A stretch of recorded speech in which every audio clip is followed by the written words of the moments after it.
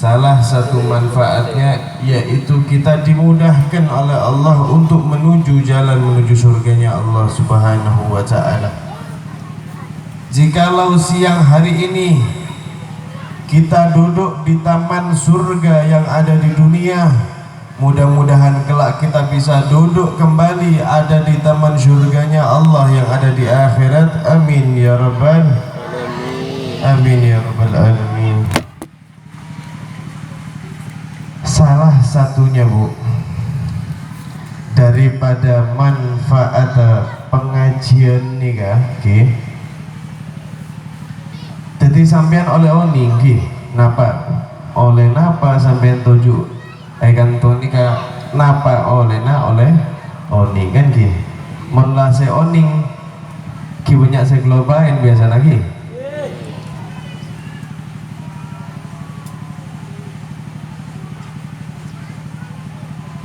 Cek celopa Bu atau salah satu manfaat daripada kita hadir kembali dalam pengajian seperti ini yaitu ada sebuah cerita yang mana cerita tersebut datang dari Muhammad bin Idris.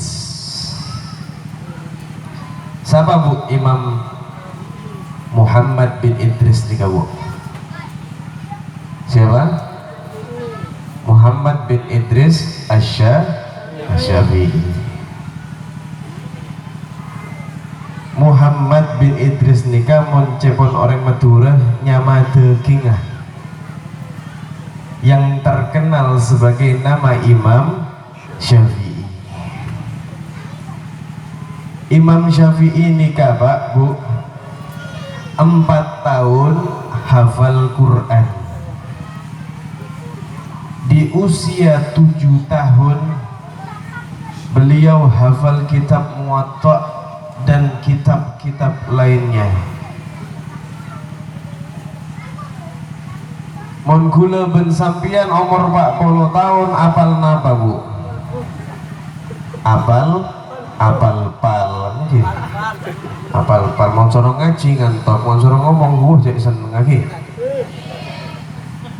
Tikel Pak mon Bu Ibu avanta diri itu akhirnya sampai nabi ini mulai nih. Allahumma shalli ala Muhammad. Muhammad bin Idris Asy-Syafi'i saking terkenalnya beliau nikah lahir tahun 150 Hijriah dan beliau meninggal tahun 204 Hijriah. Berarti sudah 1200 tahun yang lalu atau 12 abad yang lalu.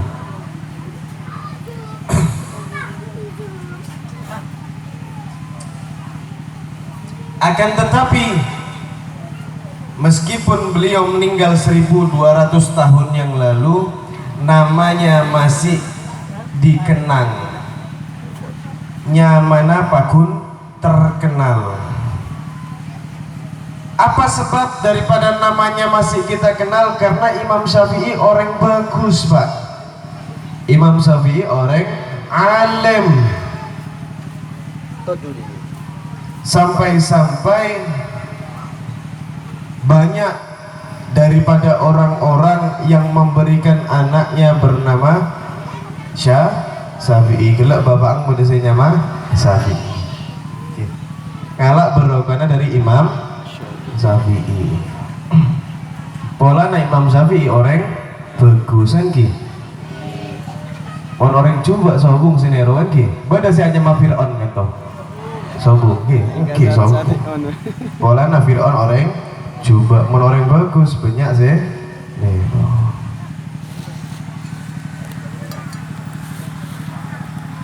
Imam Syafi'i dengan segala daripada kelebihannya beliau sampai terkenal sampai sekarang. Banyak daripada orang-orang yang memberikan namanya daripada Imam Syafi'i. Pada Syafi'i orang Bangkalan, pada orang Syafi'i orang Sampang, banyak Imam Syafi'i. RT Syafi'i pada kan DPR Imam Syafi'i, dokter Imam Syafi'i, sampai kamalinga sampai Imam Syafi'i Pak. Saking banyaknya yang bernama Imam Syafi'i, polana orang bagus. Dan tujuan didirikan pendidikan seperti ini salah satunya ingin mencetak generasi Imam Syafi'i yang baru. Apa daripada amalan daripada Imam Syafi'i sehingga bisa dikenal namanya? Apa yang dilakukan Imam Syafi'i sehingga sampai sekarang kita bisa mengenal yang namanya Imam Syafi'i? Imam Syafi'i bisa dikenal dan bisa terkenal daripada kealimannya gara-gara abahnya, gara-gara abahnya yang bernama Idris, Muhammad bin Idris. Apa yang dilakukan Bapak Idris ini sehingga bisa punya anak seperti Imam Syafi'i? Apa yang dilakukan daripada Bapak Idris ini sehingga bisa mencetak Imam Syafi'i? Salah satu daripada setan kula baca bulanan kitab, kenapa bisa melahirkan sebuah anak yang sangat alim dan sangat cerdas? Karena Bapak Idris ini Pak Bu lebur ke pengajian, lebur ke pengajian. Sampai lebur napa punten ke pengajian. Amin ya robbal. Mohon rakera lasarane ka sore bener pengajian, malam bener pengajian, entar napa punten saja. Oh good. Buat kepon sampai malam gue ki acara nikah ki. Kita lanjut panitia acaranya lober sampai lasarena asal bajeng subuh ki. Cepon sampai lebur ke pengajian ki. Taruh anak tadi Imam Syafi'i. Setelah daripada Imam Idris, Pak Idris nikah. Selain daripada lebur ke pengajian, Pak Idris nikah fokus untuk hadir dan duduk khusus di dalam pengajian tersebut. Apa yang dimaksud? Jadi Imam Syafi'i ini punya ayah Bapak Idris. Jikalau pengajian tersebut ada di hari Senin, maka di hari Senin tersebut Idris ini tidak bekerja sama sekali ataupun tidak menyibukkan dirinya dengan urusan duniawi.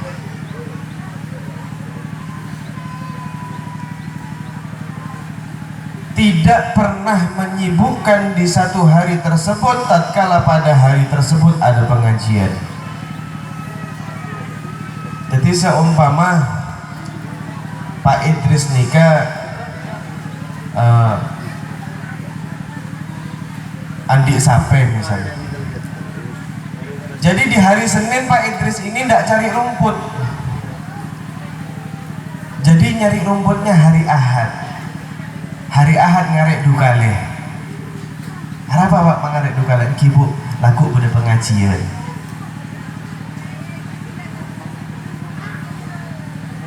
Jikalau daripada hari tersebut dia tidak capek, maka di dalam pengajian tersebut ilmunya bisa masuk. Jadi bisa mencetak generasi seperti Imam Syafi'i. Dan salah satunya lagi Pak Idris nikah jikalau hadir di pengajian duduk di paling depan. Jadi neneng si Budi kasa Pak Bu, berarti tak bisa nyontoh Muhammad bin Idris.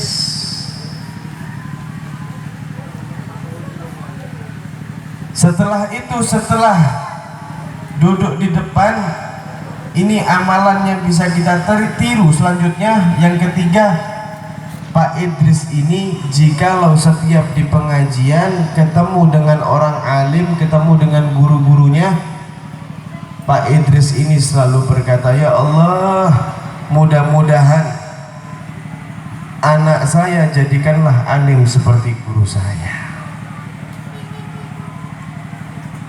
Dan dari 3 perkara tersebut akhirnya bisa mencetak Muhammad bin Idris Asy-Syafi'i, atau yang kita kenal dengan Imam Syafi'i. Polana lebur entar gabangan mon pada pengajian mendengarkan mon saya aja jaga TV lakena esoro abini boleh ibu lagi bu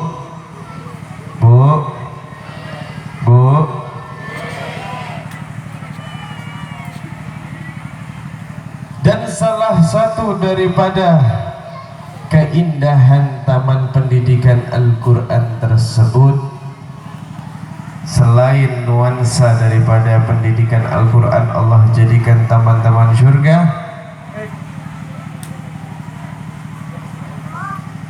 salah satu hikayat daripada pendidikan Al-Quran, Allah akan menjadikan daripada taman-taman pendidikan Al-Quran ini sebagai saksi senyaksi aki dekian membeda neng akhirat. Akan disaksikan nanti di akhirat bahwasanya tempat ini akan bersaksi bahwasanya tempat tersebut menjadi daripada ladang daripada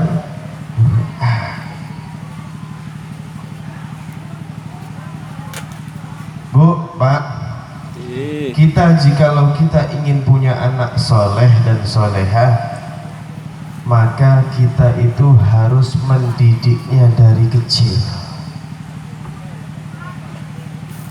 Jikalau sudah besar baru kita didik,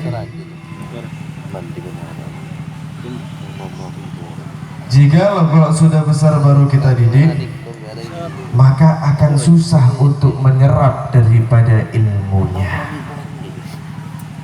Contoh sampian, betul kaulah, sekiranya kita datang ke pengajian, kira pengajian yang bulan lalu sebelum adanya corona, kita masih ingat atau tidak pengajian tersebut? Apa yang disampaikan daripada guru-guru kita dari awal sampai akhir, kira-kira masih ingat, Pak? Tapi jikalau anak kecil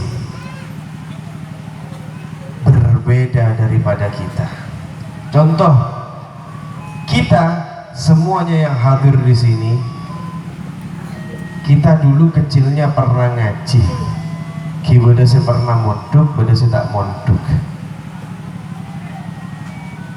Surat Al-Fatihah contoh kecil, surat Al-Ikhlas, surat An-Nas, surat Al-Falak, ataupun surat-surat pendek lainnya, kapan kita menghafalkan?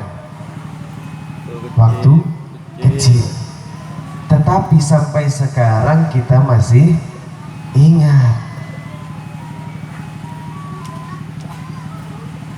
Tapi coba kita menghafalkan sekarang daripada Al-Quran, mampu atau tidak kira-kira kita? Yang jelas pasti susah, karena yang ada di pikiran kita bukan seperti pikiran anak kecil. Yang ada di pikiran kita bagaimana keluarga kita, bagaimana orang tua kita, bagaimana pekerjaan kita, bagaimana santri-santri kita, dan banyak hal-hal lainnya yang kita pikirkan, tidak seperti anak kecil. Maka daripada itu seseorang penyair mengatakan dalam syairnya,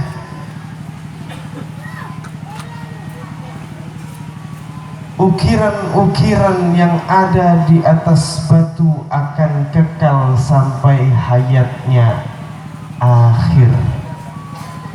Maka oleh karena itu kita saksikan bahwasanya ukiran-ukiran yang ada di kayu akan hancur, tetapi ukiran yang ada di batu tidak akan pernah hancur. Sebab seperti itulah contoh daripada otak-otak manusia. Jikalau otak daripada anak kecil, ahlan wa sahlan, akhina Kiai Haji Hasan mata'allah bituli hayati syarif.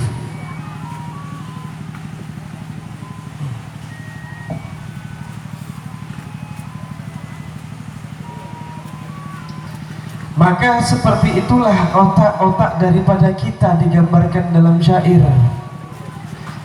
Jikalau otak anak kecil itu menghafal seperti dia mengukir di atas batu, tetapi jikalau otak daripada orang dewasa menghafal seperti dia mengukir di atas kayu yang bisa hancur.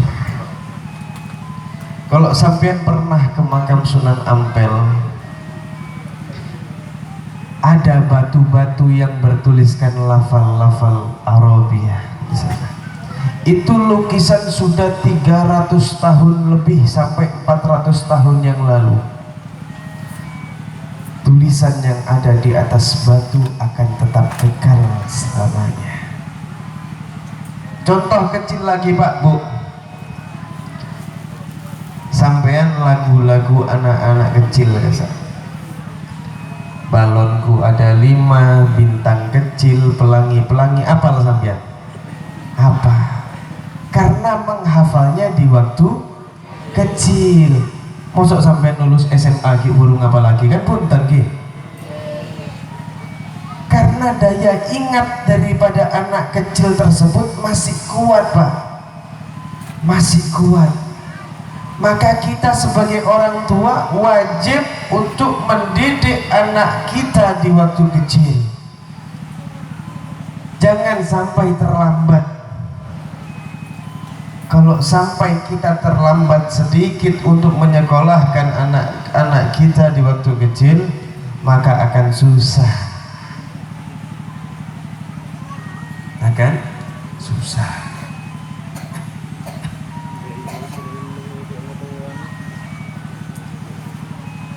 Maka selain daripada kita menyekolahkan, memberikan pendidikan agama untuk anak-anak kita di taman pendidikan Al-Quran, yang kedua kita juga harus serta-merta berperan untuk mendoakannya. Harus kita mendoakan daripada anak-anak kita. Jangan pernah dilupakan. Oh punten beb mun beula pondok pada makan urusan kiai nah punten.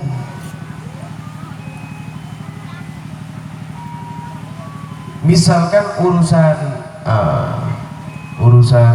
urusan muka toko napa datang ke kiai bisa, datang ke Habib bisa, kiai nikah punten kula muka toko are nikah nyabis ke kiai na sampai nyabis ke Habib siapa misalkan kula muka toko are nikah tu aki bisa beri amalan oke sampean maca nikah ki.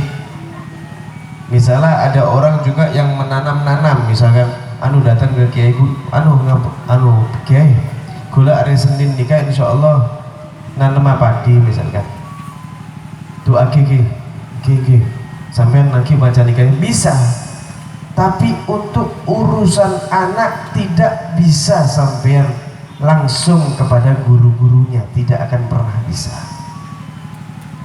Karena wajib sebagai orang tua berperan mendoakannya. Jikalau orang tua sampai lalai dan teledor untuk mendoakan anaknya, meskipun dikatakan dalam kitab salah satu kitab karangan Imamul Haddad Al-Habib Abdullah bin Alawi bin Muhammad Al-Haddad, meskipun seluruh aulia ini berkumpul satu dunia ingin memberikan keberkahannya, tidak melampaui daripada doa daripada orang tuanya, maka keberkahan tersebut tidak akan pernah bisa masuk dalam dirinya. Kalau kita lihat daripada Al-Habib Ali bin Muhammad bin Husain Al-Habsyi, Sahibul Maulid, yang kita kenal dengan karangannya Sibtut Durar, bagaimana peran Al-Habib Ali Al-Habsyi kepada orang tuanya. Dan salah satu yang menjadikan futuh Al-Habib Ali Al-Habsyi yaitu adalah ibunya, Sultanul Malal Al-Habib Abdullah Ali Idrus. Dikenal sebelum beliau lahir Pak, daripada biografinya sudah jadi wali. Sudah jadi wali. Ketika masih ada 5 bulan di dalam kandungan perut ibunya, ibunya ini dihadang oleh perampok. Beliau diizinkan sama Allah keluar untuk melawan perampok tersebut. Sehingga daripada futuh daripada ibunya bisa menjadikan Al-Habib Abdullah Al-Idrus Sultanul Malal. Banyak lagi daripada keistimewaan orang tua yang bisa menjadikan futuh untuk anaknya. Karena apa? Karena Nabi Muhammad SAW bersabda, doa orang tua kepada anaknya jauh lebih afdal daripada doa Nabi kepada umatnya. Maka jikalau kita ingin memiliki anak yang soleh dan soleha, jangan pernah lupa untuk mendoakan anak kita. Mulai kapan? Mulai di kandungan sudah kita doakan. Dan alhamdulillah,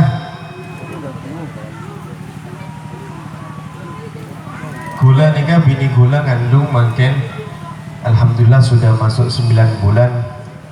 Mudah-mudahan bisa menjadi anak yang soleh dan soleha. Amin. Harus didoakan mulai daripada kandungannya Pak. Dua anak gula pun raja, ada apa boleh kan gitu? Kan saya zaman, apa lagi? Sekitar abi nikah ada kan gitu.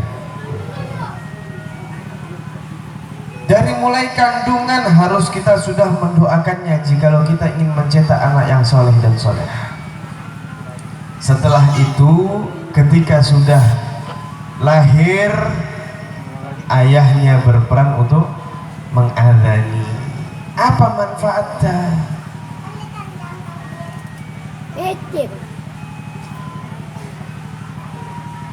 Kenapa kok bayi-bayi yang lahir ini diadzani? Kenapa? Karena dikatakan dalam kitab agar tidak salah satunya manfaat diadzani, telinga kanan diazani ini salah satu manfaatnya agar tidak diganggu oleh syaitan. Dikatakan dalam kitab bahwasanya setan seseneng aku dah nak kendi kasaknya mana Ummu Sibyan.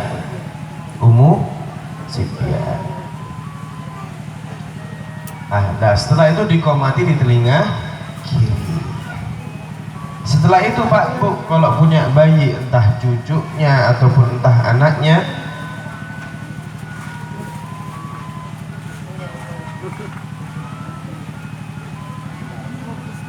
bacakan daripada surat Alam Nasrah di dadanya. Apal sampean? Alam Nasrah laka sadrak wa wada'na anka wizrak sampai akhir. Apa manfaatnya daripada membacakan dalam dadanya ini Alam Nasrah? Agar hatinya ini bisa terang, hatinya cemper sebenarnya Madura, hatinya agar bercahaya. Makanya namun di anak-anak ini biasanya apa? Ari-arinya itu dikasih lampu, cepon orang lampu biar oleh padang Athena aja. Bener gak kan toh? Setelah membacakan Alam Nasrah dalam dadanya, kemudian dipegang kepalanya membaca Inna anzalnahu fi lailatul qadar. Apa manfaatnya? Salah satu manfaatnya agar anak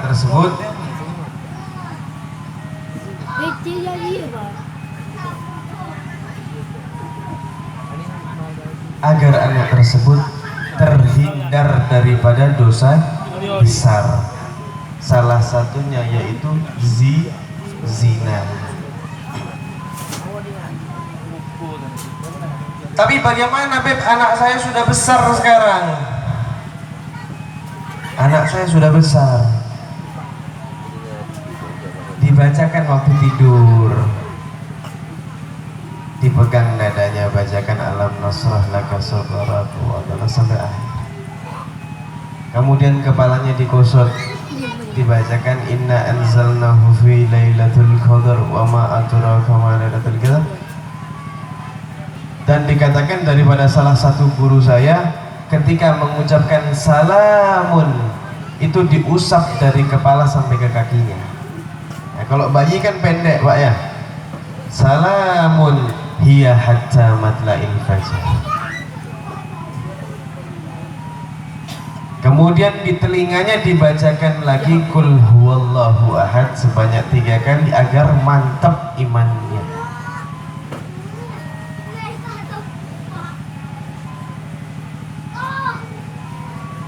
Daripada hal-hal tersebut, insya Allah akan menjadi anak yang soleh dan soleh.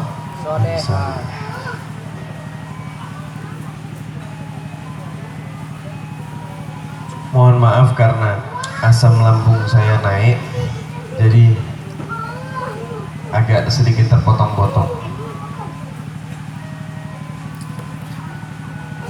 Kemudian setelah anak kita lahir, setelah anak kita besar, setelah melakukan amalan-amalan tersebut, kemudian tatkala dia sudah bisa berbicara, harus kita latih dengan kalimat-kalimat yang baik, ucapan-ucapan yang baik, dan kemudian kita harus memberikan pendidikan yang baik dimulai sejak kecil. Itu adalah tanggung jawab orang tua. Karena jikalau orang tua tidak memberikan pendidikan yang baik untuk anaknya, suatu saat nanti akan dituntut oleh anaknya. Dan itu adalah salah satu hak orang tua kepada anaknya.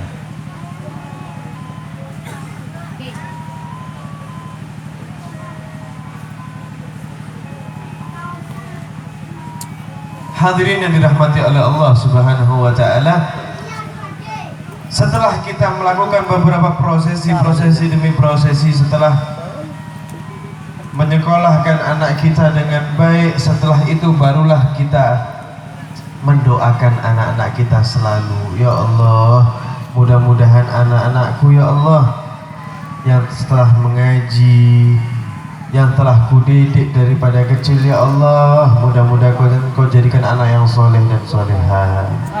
Mudah-mudahan kau jadikan ahlul ilm dan ahlul taqwa, dan mudah-mudahan kau jadikan orang yang istiqamah untuk mengaji dalam agamamu ya Allah, yang dibawakan oleh kekasihmu Muhammad SAW. Dan mudah-mudahan ya Allah, tatkala saya meninggal nanti, anak saya tidak lupa kepada saya, selalu mendoakan saya. Karena banyak daripada anak-anak tatkala orang tuanya meninggal sudah lupa kepada orang tuanya, yang diingat hanya warisannya saja. Banyak daripada anak demi anak yang mendoakan orang tuanya hari Kamis malam Jumat saja.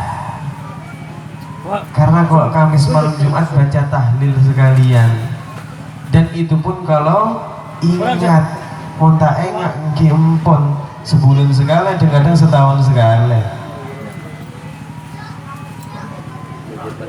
Kita harus ingat itu. Jadikan daripada anak kita jangan sampai meniru daripada segala keburukan kita. Kita berdoa ya Allah, jadikanlah anak kita yang jauh lebih alim, jauh lebih bagus daripada saya. Dan hal-hal itu semuanya yang dilakukan oleh Imam Idris, bapaknya Imam Syafi'i. Kita lakukan daripada apa yang diperintahkan oleh guru-guru kita. Bagaimana cara mendidik anak dengan baik, kita sekolahkan dengan baik. Insya Allah dengan kita mengikuti daripada jalan-jalan yang baik, kita akan menjadikan anak yang baik. Oleh karena itu kita sekarang berkumpul pada siang hari ini untuk merayakan imtihan haflah Selamatan. Oke. Haflah itu kalau bahasa Indonesianya selamatan. Apa yang kita harapkan? Kenapa daripada panitia ini, daripada pendidikan ini mengadakan haflah dan mengundang daripada wali murid? Salah satunya dikatakan haflah ini selamatan biar anak kita selamat. Terus kenapa kok wali murid harus hadir? Karena peran doa daripada ayah dan ibu ini yang bisa menjadikan anak tersebut menjadi selamat. Oleh karena itu, sedikit yang bisa saya sampaikan, mudah-mudahan di akhir daripada haflah ini, di acara siang hari ini, mudah-mudahan Yayasan Ihya Al-Arifin dijadikan yayasan yang diridhoi oleh Allah dan diridhoi oleh Nabi Muhammad SAW, serta daripada guru-gurunya dan pada keluarga-keluarganya semua diberikan keselamatan dunia dan akhirat, diberikan keberkahan di dunia dan akhirat, dan mudah-mudahan anak-anak yang mengaji, yang menghafal Al-Quran di Taman Pendidikan Ihyaul Arifin, mudah-mudahan oleh Allah dijadikan anak yang soleh dan soleha, dan mudah-mudahan orang tuanya diberikan keberuntungan di dunia dan akhirat, dan mudah-mudahan kita semuanya yang hadir pada siang hari ini oleh Allah Subhanahu wa Ta'ala diberikan kenikmatan meninggal dalam keadaan husnul khatimah. Amin amin ya rabbal. Mungkin cukup sekian daripada saya, tak langkung seborana karena asam lambung saya sudah mulai kumat. Saya minta maaf sebesar-besarnya. Akhirul kalam, semua wabillahi taufiq wal hidayah wa ridha wal inayah. Hadza ma aqulu lakum. Syukran katsiran. Wassalamualaikum warahmatullahi wabarakatuh. Waalaikumsalam warahmatullahi